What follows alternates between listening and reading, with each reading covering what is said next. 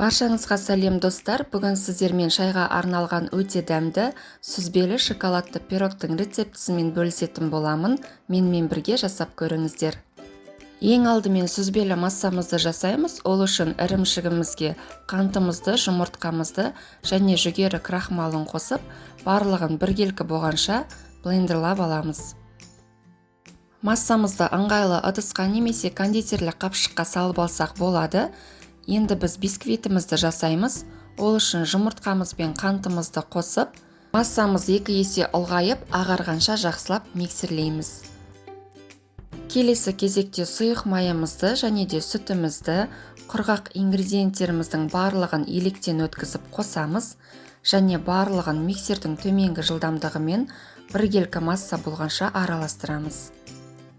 Қамырымызды пергамент қағазы төселген формамызға құямыз. Қамырымыздың үстінен дайындап алған сүзбелі массамызды құямыз.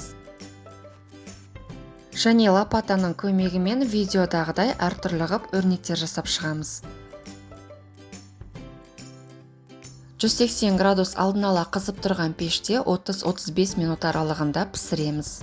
Пісіп шыққан пирогымызды толықтай суытамыз және де 2 сағат тоңазытқышқа қойып қойсаңыз болады. Біздің пирогымыз дайын, өте дәмді болып шығады.